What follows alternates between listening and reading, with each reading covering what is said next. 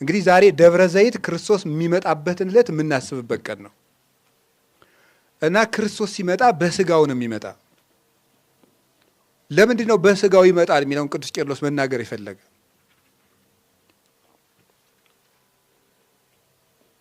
በስጋው ይመጣል የሚለውን እስቲ ክርስቶስ ጌታችን መድኃኒታችን ኢየሱስ ክርስቶስ በሉ።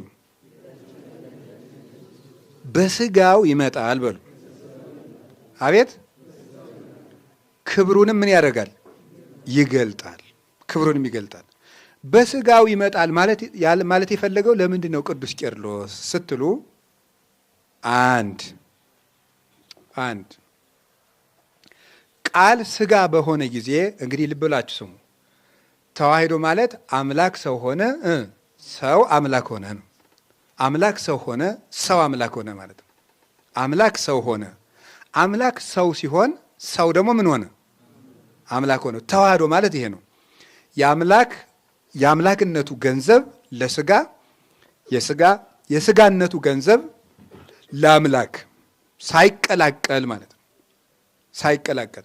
ስለዚህ በስጋው ይመጣል ባለ ጊዜ አንድ ቃል ስጋ ሆነ። ዮሐንስ ወንጌል ምዕራፍ 1 ቁጥር 14 ላይ ቃል ስጋ ሆነ ተብለን ተጽፈናል። ከላይ ምን ተብሎ ነው? በመጀመሪያ ቃል ነበረ፣ ቃል በእግዚአብሔር ዘንድ ነበረ፣ ቃልም እግዚአብሔር ነበረ። ያም ቀዳማዊ ቃል ከእግዚአብሔር አብና ከእግዚአብሔር መንፈስ ቅዱስ ጋር ነበረ።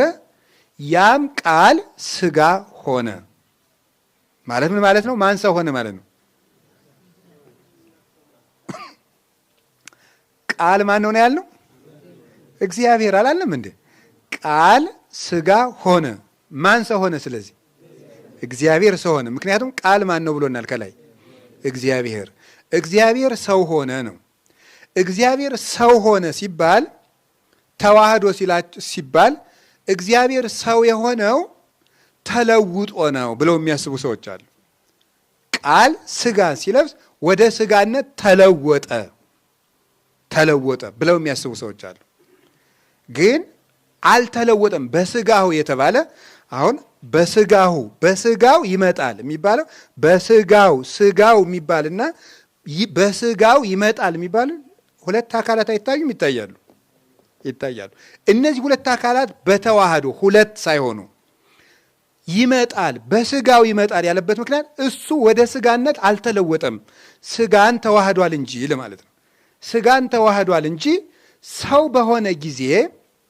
በሆነ ጊዜ አምላክነቱ ወደ ስጋነት አልተለወጠም። አምላክነቱ ወደ ስጋነት አልተለወጠም። ምክንያቱም አነ እግዚአብሔር አምላክክሙ ዘኢይትዌለጥ ብሎ ነግሮናል። እኔ እግዚአብሔር አምላካችሁ አልለወጥም ብሎናል። ትንቢተ ሚልክያስ ምዕራፍ 3 ላይ እኔ እግዚአብሔር አምላካችሁ አልለወጥም። መዝሙረ ዳዊት መዝሙር 101 ቁጥር 25 ላይም ሁሉ ይለወጣል ብሎ ምንድን ነው ያለ? አንተ ግን ምንድን ነህ? ያው አንተ ነህ ነው። ሰማይ ምድር ሁሉ ይለወጣል። አንተ አቅደም ከሳሮታ ለምድር ወግብረ ደዌከ እማንቱ ሰማያት እማንቱሰ ይትሐጐላ ወአንተሰ ትሄሉ። አስቀድመ ምድርን መሰረት፣ ሰማያትም የእጅ ስራዎች ናቸው፣ ሁሉም ይጠፋሉ። ወከመ ሞጣይት ትዌልጦሙ ወይትዌለጡ፣ እንደ መጋረጃ ትለውጣቸዋለህ፣ ይለወጣሉ፣ ይጠፋሉ። አንተሰ ትሄሉ፣ አንተ ግን ትኖራለህ። ዋማቲከን እያህልቅ፣ ዘመኖችህም አይፈጸሙም።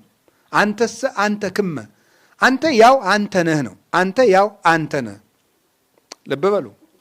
እግዚአብሔር ምንጊዜም ማን ነው በሉ እንጂ እግዚአብሔር ነው። እግዚአብሔር ምንጊዜም እግዚአብሔር ነው። እኛ እንለወጣለን፣ እነሳለን። እግዚአብሔር ግን አይለወጥም። ቃል ደግሞ ማን ነው ብለናል በሉ እንጂ። ምን አላችሁኝ? እግዚአብሔር ነው። ቃል እግዚአብሔር ነው። ቃል እግዚአብሔር ስለሆነ አይለወጥም። ሰው በሆነ ጊዜ ስጋን ነሳ፣ ስጋን ተዋሃደ እንጂ ወደ ስጋነት አልተለወጠም። ስለምን ተብላችሁ ብትጠየቁስ ምን ስለሆነ? እግዚአብሔር ስለሆነ ነው። እግዚአብሔር ስለሆነ አልተለወጠም፣ ወደ ስጋነት አልተለወጠም። ኢተፈልጠ ስጋ እምነ መለኮት ወህላዌ እጓለ እመሕያውኒ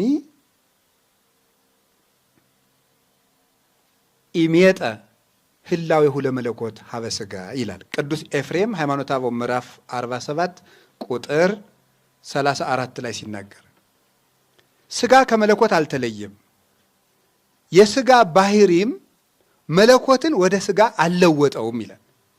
የሥጋ ባህሪም መለኮትን ወደ ምን አልለወጠውም? ወደ ሥጋ አልለወጠው። ባይል ነውና እሱ ሁሉን ይችላልና። እግዚአብሔር ሰው ሆነ ባልን ጊዜ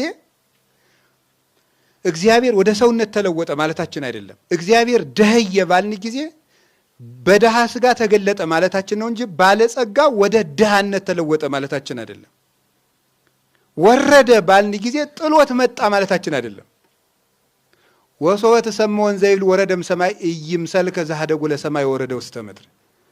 ከሰማይ ወደ ምድር መጣ ሲባል በሰማይ ጊዜ ሰማይን ጥሎት የመጣ እንዳይመስልህ። ትሁት ባህሪን ገንዘብ አደረገ፣ ትሁት ሥጋ ለበሰ፣ በትሁት ሥጋ ተገለጠ ተመላለሰ ማለት ነው እንጂ ሰማይን ጥሎት መጣ ማለት አይደለም። አንዴ እርሶ ራሱን ድሃ አደረገ ሲባልም በድሃ ሥጋ ታየ፣ የእኛን የድሆችን ሥራ ሰራ ማለት ነው እንጂ ወደ ድሃነት ተለወጠ፣ ሩቅ ሆነ፣ ተራቆተ፣ አጣ፣ ጠፋ ማለት አይደለም። በጌትነቱ እንዳለ ነው። በጌትነቱ እንዳለ በዚህ ዓለም ወደዚህ ዓለም